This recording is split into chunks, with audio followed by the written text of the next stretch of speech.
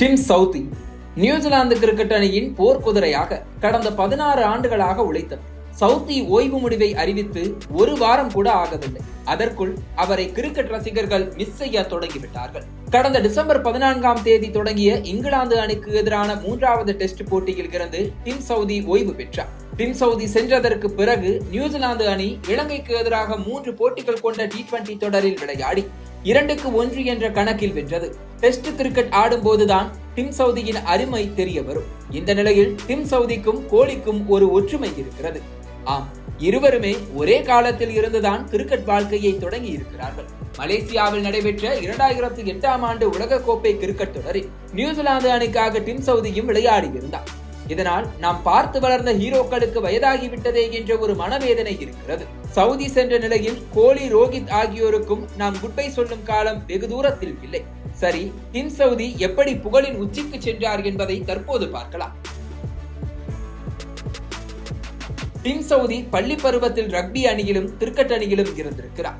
ஒரு கட்டத்தில் கிரிக்கெட் மீது தீவிர ஆர்வம் ஏற்பட்டதால் ரக்பிக்கு குட்பை சொல்லிவிட்டார். 2007ஆம் ஆண்டு இந்திய யூத் அணி நியூசிலாந்துக்கு சுற்றுப்பயணம் மேற்கொண்ட போது 3 டெஸ்ட் ஆட்டத்தில் பங்கேற்றது. அதில் டிம் சவுதியும் சர்வதேச கிரிக்கெட் போட்டியில் அறிமுகமாவதற்கு முன்பே களமிறங்கி தன்னுடைய முத்திரையை பதித்தார். இதில் 2வது பயிற்சி டெஸ்ட் போட்டியில் டிம் சவுதி முதல் இன்னிங்ஸில் 6 விக்கெட்டுகள், 2வது இன்னிங்ஸில் 6 விக்கெட்டுகள் என 3 போட்டிகள் கொண்ட தொடரில் மொத்தமாக 20 விக்கெட்டுகளை வீழ்த்தி தன்னுடைய வருகையை பதிவு செய்தார். இதனைத் தொடர்ந்து 2008ஆம் ஆண்டு இங்கிலாந்துக்கு எதிரான சர்வதேச T20 போட்டியில் டிம் சவுதி அறிமுகமானார். சர்வதேச கிரிக்கெட்டில் 2 போட்டிகளில் விளையாடிய பிறகு அவர் மீண்டும் மலேசியாவில் நடைபெற்ற அண்டர்-19 உலகக்கோப்பையில் பங்கேற்றார். ஜிம்பாப்வேக்கு எதிரான முதல் போட்டியில் 11 ரன்களை மட்டுமே விட்டுக் கொடுத்து 5 விக்கெட்டுகளை வீழ்த்தினார். இந்த தொடரில் மொத்தமாக 17 விக்கெட்டுகளை வீழ்த்திய சவுதி ஒரு ஓவருக்கு 2.50 ரன்கள் என்று எக்கனாமியை டிம் சவுதி வைத்திருந்தார். இதன் மூலம் தொடர் நாயகன் விருதை சவுதி பெற்றார். இதனைத் தொடர்ந்து அடுத்த மாதத்திலேயே இங்கிலாந்துக்கு எதிரான டெஸ்ட் போட்டியில் சவுதி அறிமுகமானார். அப்போது நியூசிலாந்து அணியின் பயிற்சியாளரான டயல் ஹார்ட்லி 19 வயதான டிம் சவுதியை பார்த்த ஆஸ்திரேலிய ஜாம்பவான் டெனிஸ் லில்லி, இந்த சிறுவன் மெக்ராத் போல் பந்து வீசுகிறார், சர்வதேச கிரிக்கெட்டில் பெரிய ஆளாக வருவார் என்று பாராட்டியதை குறிப்பிட்டு அவரை சர்வதேச டெஸ்ட் கிரிக்கெட்டில் அறிமுகம் செய்தார். டெனிஸ் லில்லியின் வார்த்தையை தன்னுடைய பந்து வீச்சு மூலம் சவுதி காப்பாற்றினார். முதல் டெஸ்ட் போட்டியிலே தான் வீசிய 2வது மற்றும் 3வது ஓவரில் இங்கிலாந்து கிரிக்கெட் அணியின் ஜாம்பவான்களான மைக்கேல் வேகன், ஆண்ட்ரூ ஸ்டாக்ஸ் விக்கெட்டுகளை வீழ்த்திய சவுதி பிறகு அப்போதைய ஸ்டார் வீரரான பீட்டர்சன் விக்கெட்டையும் கைப்பற்றினார். பந்து வீச்சில் 55 ரன்கள் மட்டுமே விட்டுக் கொடுத்து 5 விக்கெட்டுகளை சவுதி வீழ்த்தினார். இந்த டெஸ்ட் போட்டியில் கடைசி இன்னிங்ஸில் நியூசிலாந்து அணி 553 ரன்கள் எடுத்தால் வெற்றி என்ற இலக்கை இங்கிலாந்து அணி நிர்ணயித்தது. அப்போது நியூசிலாந்து அணி 8 விக்கெட் இழப்பிற்கு 329 ரன்கள் என தடுமாறிய போது களத்திற்கு வந்த டிம் சவுதி 29 பந்துகளில் அரை சதம் விளாசினார். கடைசி வரை களத்தில் நின்ற டிம் சவுதி 40 பந்துகளில் 77 ரன்கள் குவித்தார். இதில் 9 சிக்சர்களும் 4 பவுண்டரிகளும் அடங்கும். வெறும் பந்து வீச்சு மட்டுமல்லாமல் பேட்டிங்கிலும் டிம் சவுதி கெத்து காட்டினார். சவுதியின் இந்த ஆட்டத்திறனை பார்த்து ஒட்டுமொத்த கிரிக்கெட் உலகமும் இன்ப அதிர்ச்சி அடைந்தது. இதனைத் தொடர்ந்து டெஸ்ட் கிரிக்கெட்டில் ட்ரெண்ட் பவுல்ட் உடன் இணைந்து சவுதி கூட்டணி அமைத்து எதிரணியின் பேட்ஸ்மேனின் விக்கெட்டுகளை வேட்டையாட தொடங்கினார். அது மட்டுமில்லாமல் பேட்டிங்கிலும் சவுதி பட்டையை கிளப்பினார். தன்னுடைய 36வது சர்வதேச போட்டியில் எல்லாம் டிம் சவுதி 50 சிக்சர்களை அடித்து விட்டார் என்றால் பார்த்துக் கொள்ளுங்கள். இந்தியாவில் நடைபெற்ற 2011 உலகக்கோப்பை கிரிக்கெட் போட்டியில் டிம் சவுதி 18 விக்கெட்டுகளை கைப்பற்றினார். அந்த தொடரில் சவுதியின் பந்து வீச்சு சராசரி 17 ஆகும். இந்த செயல்பாடை பார்த்து பாராட்டிய தென்னாப்பிரிக்க கிரிக்கெட் ஜாம்பவான் ஆலன் டோனாட் சிறந்த ஸ்விங் பவுலராக சவுதி வலம் வருவார் என கணித்தார். அதே 2011ஆம் ஆண்டு டிம் சவுதி CSK அணிக்காக IPL தொடரில் விளையாடி இருக்கிறார். 5 போட்டிகளில் களமிறங்கி 4 விக்கெட்டுகளை கைப்பற்றி இருந்தார். ஆசிய கிரிக்கெட் மைதானங்களில் வெளிநாட்டு வேகப்பந்து வீச்சாளர்கள் விக்கெட்டுகள் எடுக்க தடுமாறிய காலகட்டத்தில் டிம் சவுதி வங்கதேசத்துக்கு எதிராக ஒரே இன்னிங்ஸில் 64 ரன்களை மட்டுமே விட்டுக் கொடுத்து 7 விக்கெட்டுகளை கைப்பற்றி அசத்தினார். இதனைத் தொடர்ந்து இலங்கைக்கு எதிரான ஒரு டெஸ்ட் போட்டியில் ஒட்டுமொத்தமாக 120 ரன்கள் கொடுத்து 8 விக்கெட்டுகளை கைப்பற்றி நியூசிலாந்து அணியின் வெற்றிக்கு உதவினார்.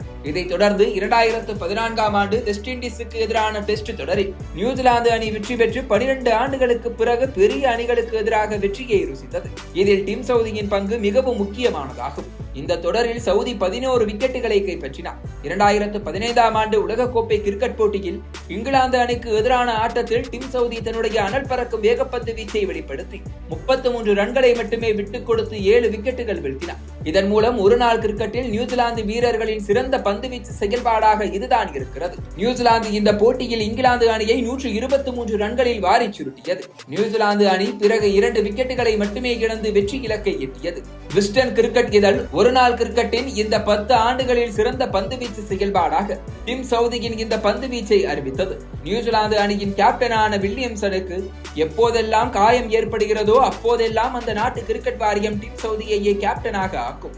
இந்தியாவில் இருக்கும் வீரர்கள் போல் எனக்கு கேப்டன் பதவி வேண்டும் என்று சண்டையிடாமல் திறமை இருந்தும் வாய்ப்பு கிடைக்கும் போதெல்லாம் டிம் சவுதி அதனை சிறப்பாக வழிநடத்தினார். ஒரு கட்டத்தில் காயத்தால் அவதிப்பட்டு ஒருநாள் மற்றும் T20 போட்டிகளில் பெரிய அளவில் பங்கேற்காமல் தவிர்த்து வந்தார்.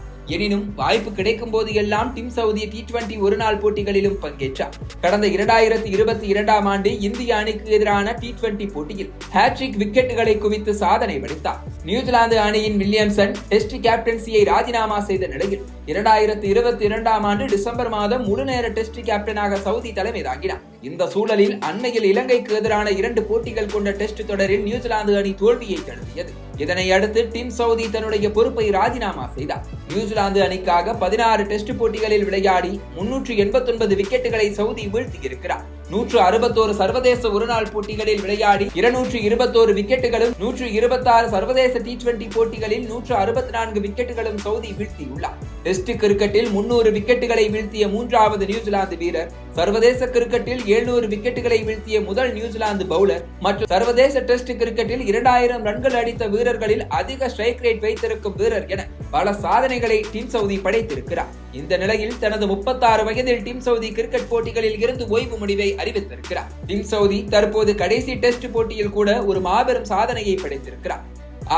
இங்கிலாந்துக்கு எதிரான 3வது டெஸ்ட் போட்டியில் டிம் சவுதி அடித்த சிக்சர்கள் தற்போது புதிய சாதனையை அவருக்கு கொண்டு சேர்த்திருக்கிறது.